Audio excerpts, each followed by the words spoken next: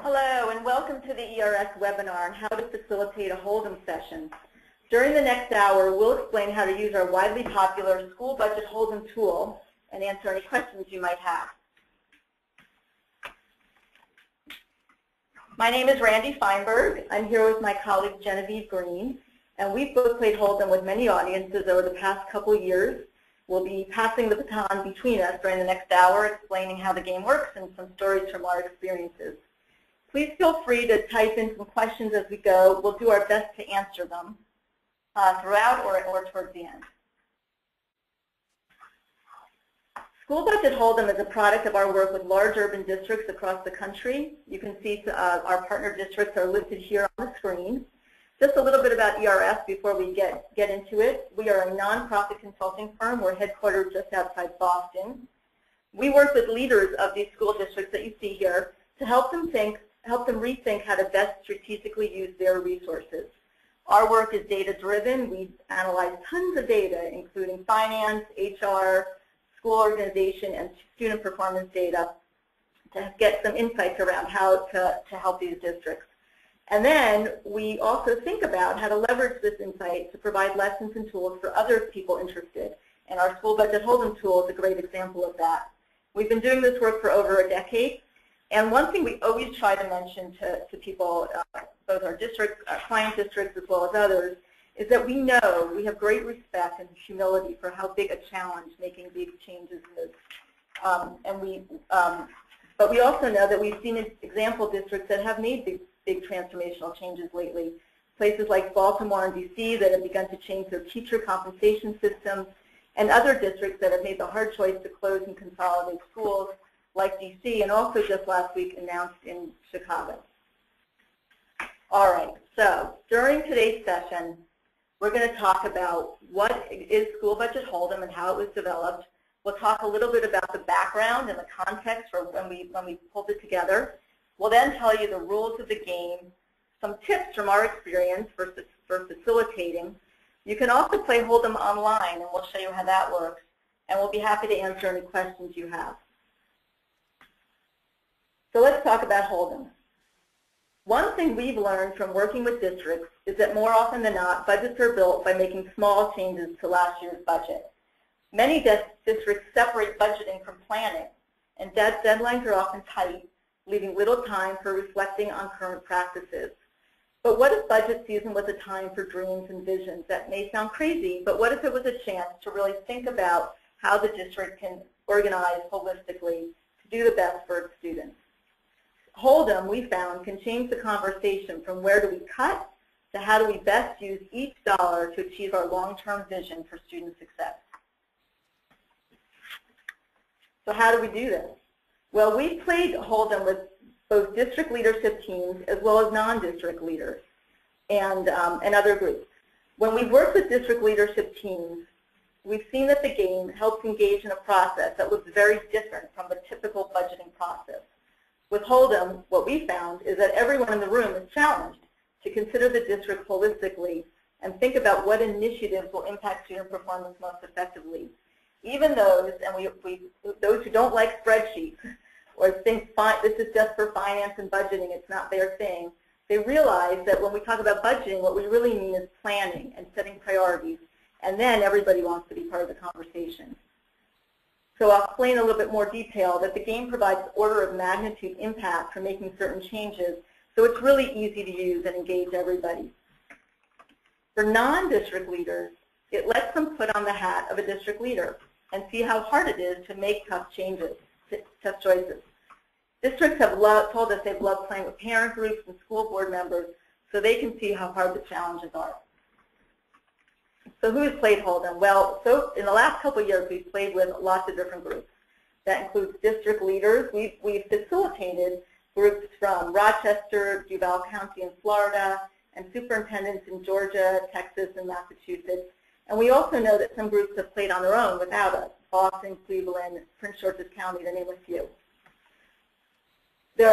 We've played with state and federal policymakers, like the Department of Education and the Council of Chief State Officers. We've played with some education reform organizations like Stand for Children, We know that some academics and education policy students are playing, and we've played with the Broad Foundation.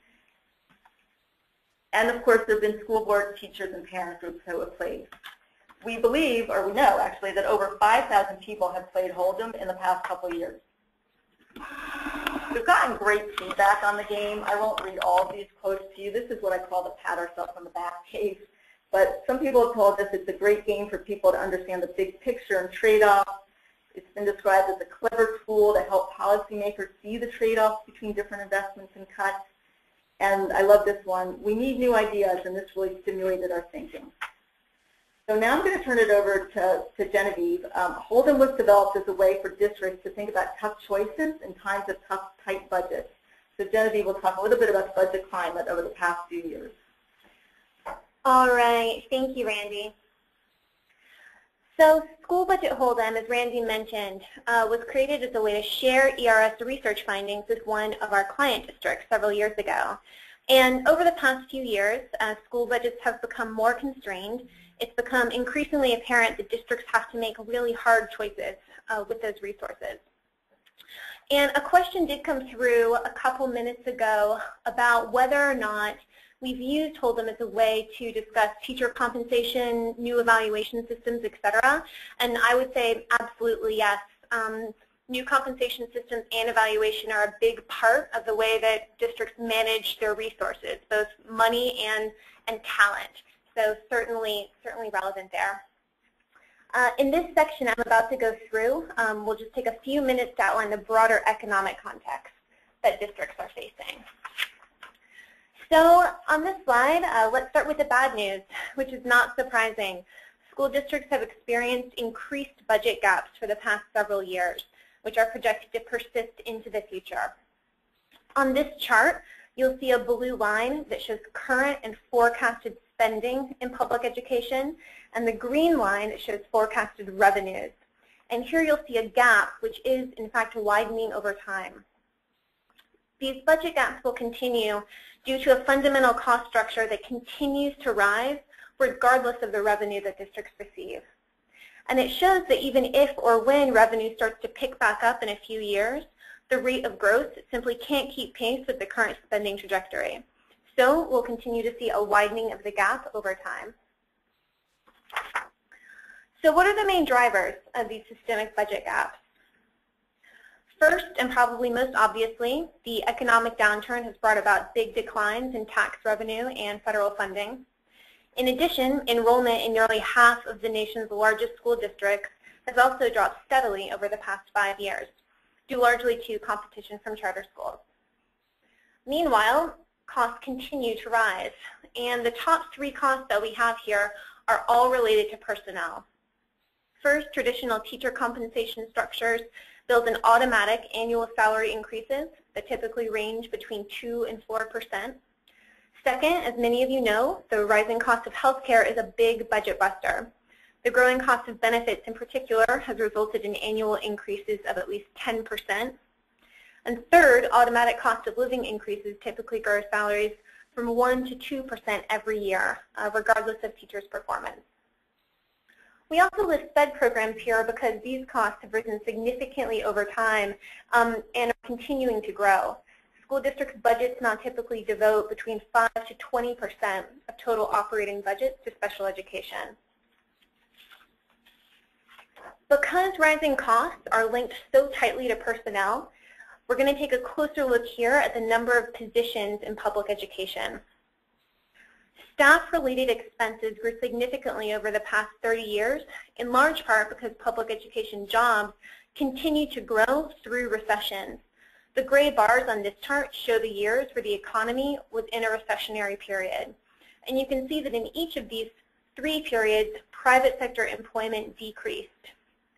Unlike the private sector, which controlled periods, public education did not experience widespread layoffs until the most recent recession in 2008.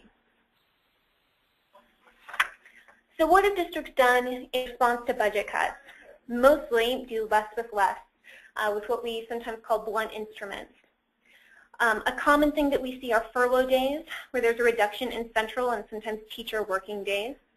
We've also seen frozen salaries, which put a temporary dent in the budget gap, but don't address the underlying structures that are really misaligned with district goals. We've absolutely seen across the board cuts where each department has to find a way to cut 5% without regard to where need actually exists. And as a last resort, we staffing ratios.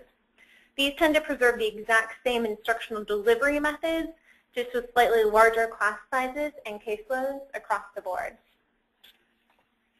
We do.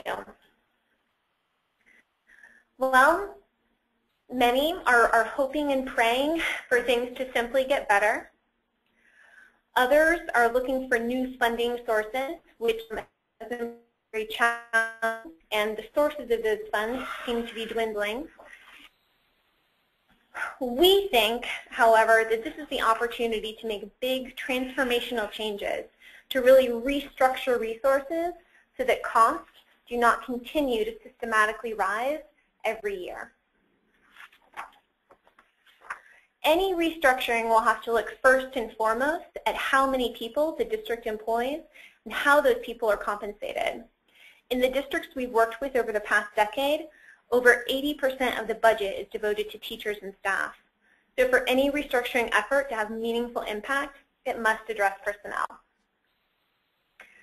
So we've gone over the broader context that many urban districts are facing.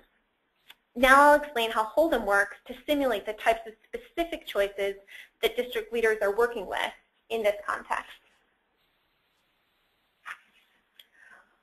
For those of you who are playing with a specific district in mind, it's important for everyone to be clear on that district's priorities and goals. For those groups who are not playing on behalf of a particular district, it's important to establish a set of priorities for a pretend district before you start. We've created a scenario that we call District X, and here you can see the characteristics of this district and its priorities.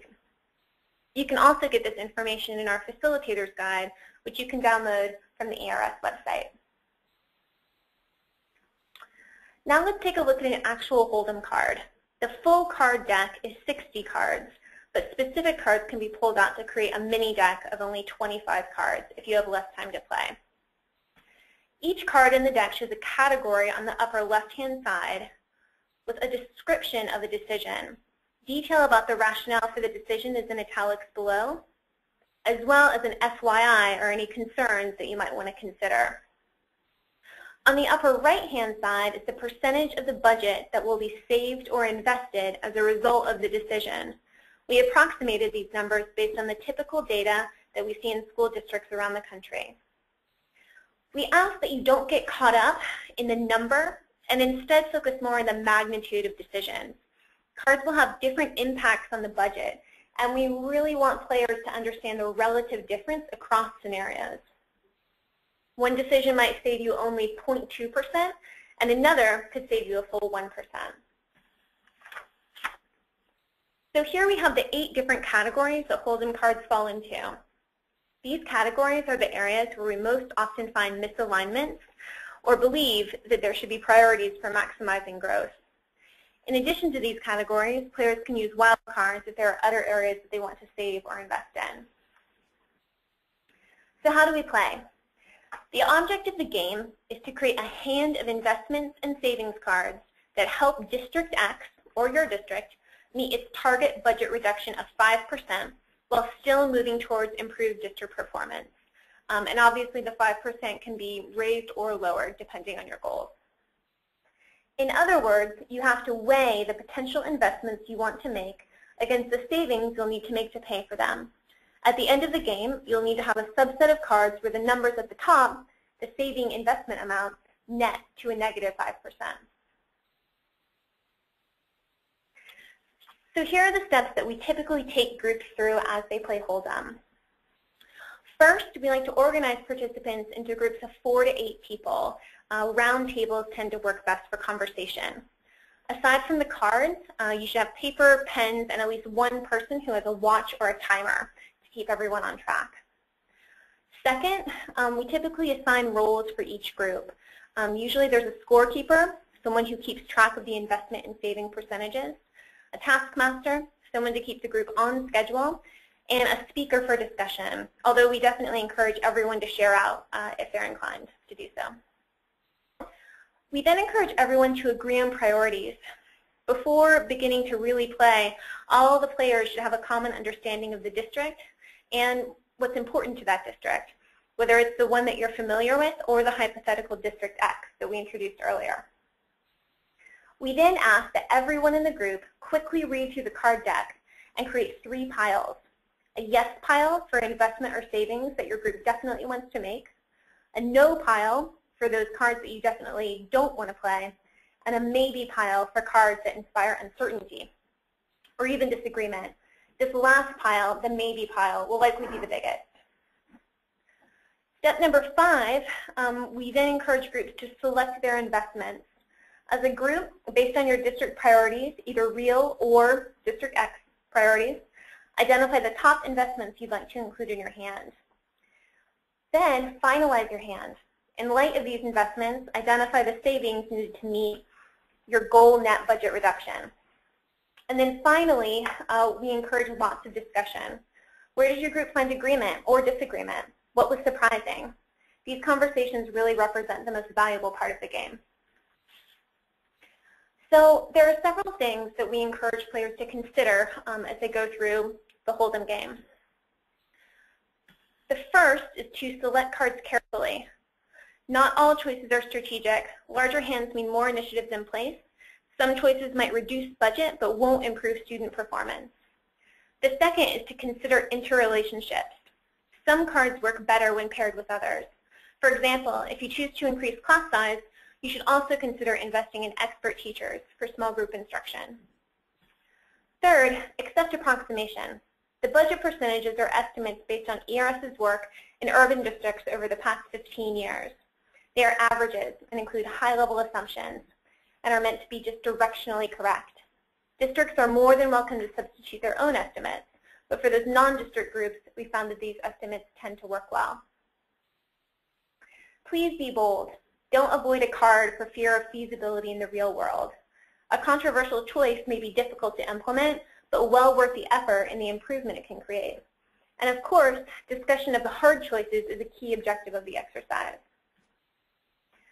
Don't avoid staffing cuts. Most districts will not be able to reach budget reduction targets without reducing staff. As you may recall from a few slides ago, personnel costs typically constitute 80 to 90% of the district's operating budget. The key is to try to choose the staff reduction options that move towards transformation and support overall district priorities. And lastly, feel free to use wildcards. The card deck itself includes 5 of these. If you have a district priority that's not found in the Hold'em cards, consider estimating its costs and benefits on a wildcard. Remember the values in the discussion.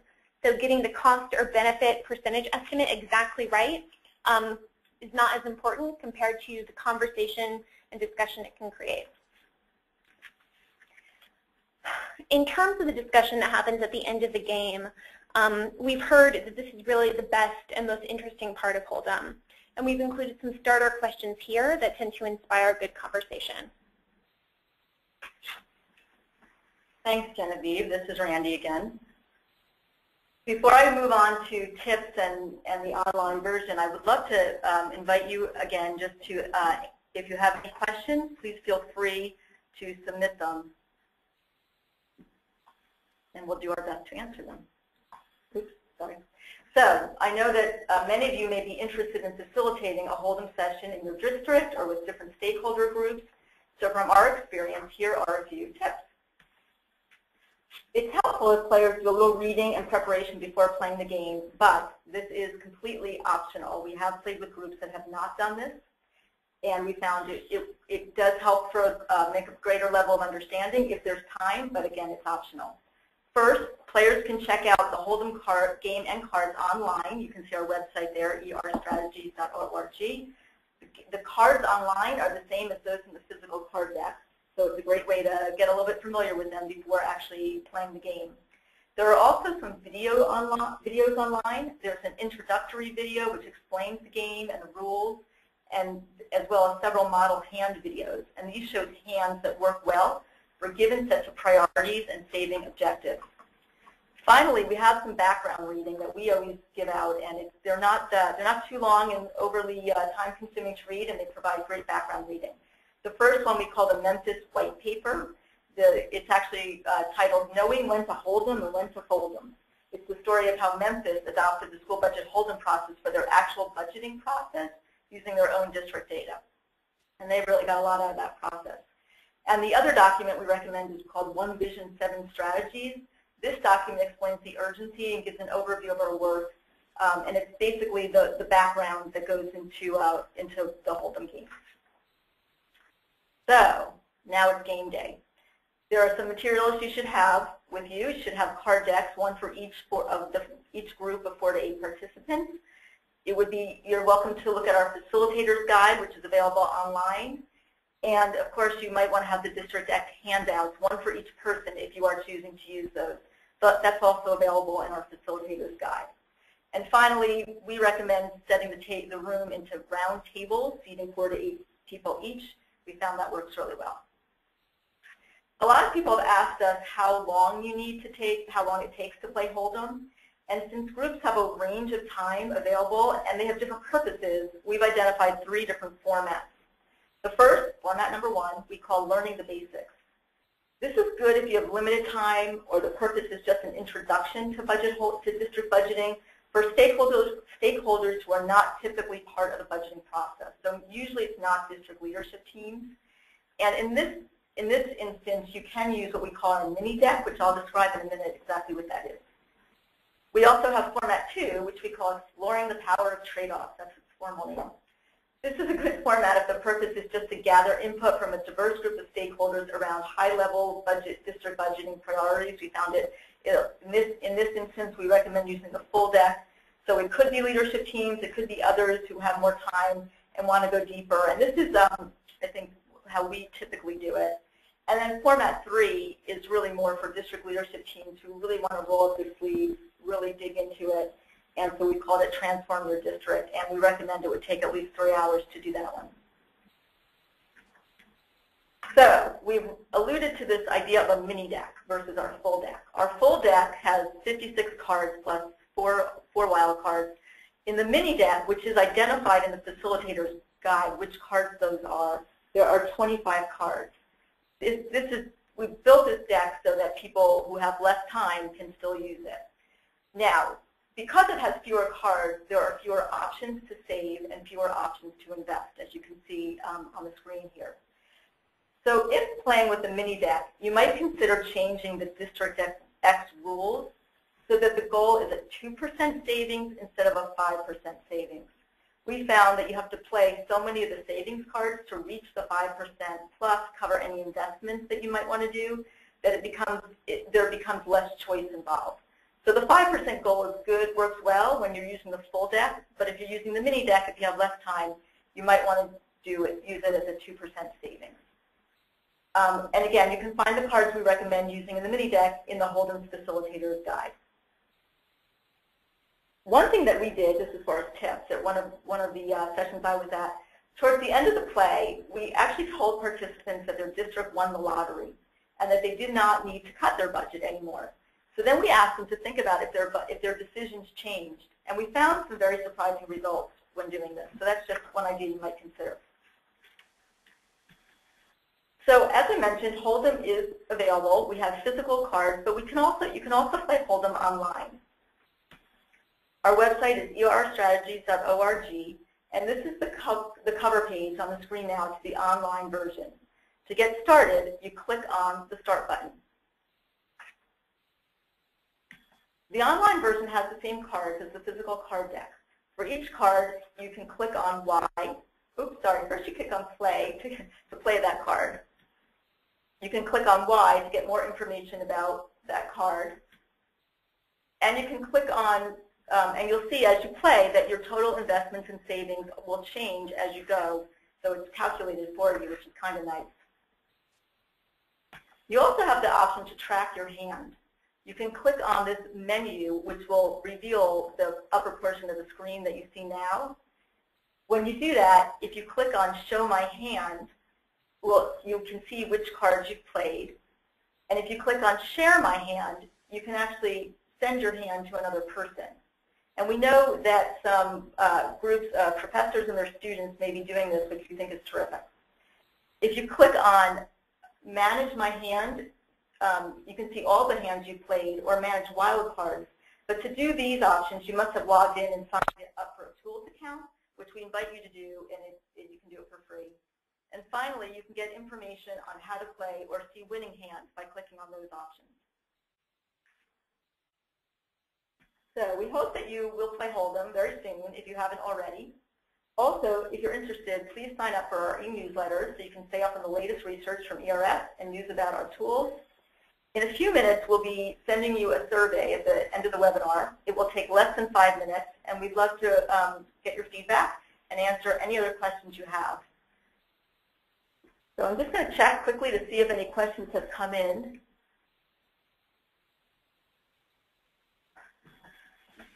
But bear with us for 1 minute.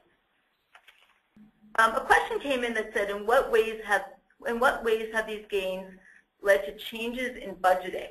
And I would say that there have been a lot of changes in the way districts approach their budgeting based on using the games. We know, for example, with Memphis, they made a huge change by actually adopting this process for their overall budgeting. And what it's done is that it's brought the whole district leadership team into the conversation, so that the district is looking holistically at everything, and not just it's not just in the responsibility of the budget people to do it. So I think that's been one of the major changes from using the game. Okay, well, we hope you've enjoyed the webinar today, and we really do hope you'll play the game. We would love your feedback. You can email us at tools@erstrategies.org, and please fill in the survey. Thanks very much,